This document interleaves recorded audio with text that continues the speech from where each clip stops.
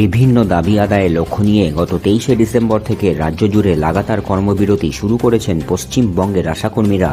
শ্রমিক সংগঠন এআইইউটিউসি অনুমোদিত এই রাজ্যের এই আশাকর্মীদের মধ্যে গ্রামীণ আশাদের সংগঠন পশ্চিমবঙ্গ আশাকর্মী ইউনিয়ন এবং শহরের আশা বা HHW অর্থাৎ পৌর স্বাস্থ্যকর্মীদের সংগঠন পশ্চিমবঙ্গ পৌর স্বাস্থ্যকর্মী কন্ট্রাকচুয়াল ইউনিয়নের ডাকে চলা এই কর্মবিরতির কর্মসূচিতে পশ্চিমবঙ্গ আশাকর্মী ইউনিয়নের সম্পাদিকা ইসমতরা খাতুন কি বলেছেন, #লাইভ নিউজ বাংলায় থাকছে তার আরো কিছু অংশ।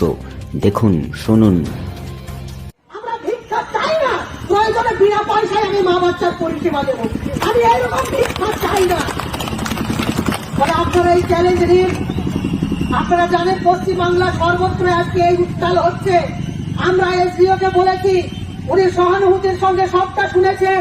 তিনি বলেছেন সিওমএইচের সঙ্গে কথা বলবে, তিনি ডিএম এর সঙ্গে কথা বলবে।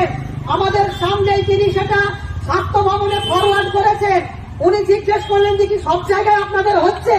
আমরা বলেছি এই জেলায় শুধু জেলা হচ্ছে, আজকে গোটা রাজ্যের সব জায়গাতে বিডিও এবং এসডিও হচ্ছে আলাদা আলাদা করে। উনি বললেন এটা আপনাদের ন্যায়সঙ্গত দাবি, আমার হাতে যেগুলো আছে সেগুলো আমি দেখবো এই জেলাগত ভাবে। আপনারা লড়ুন, আপনারা করুন, এটা তো আপনার ন্যায্য অধিকার। কেন 1.5 বছরের পিএলআই দেবে না?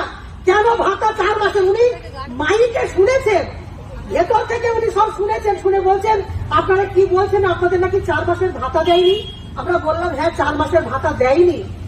আমরা বলেছি ভাতা যদি না পাই তাহলে সে মনের জোর কোথায় পাবে, শরীরের শক্তি সে কোথায় পাবে, আর্থিক জোর সে কোথায় পাবে? আর আজকে এই মা বোনেরা রাস্তা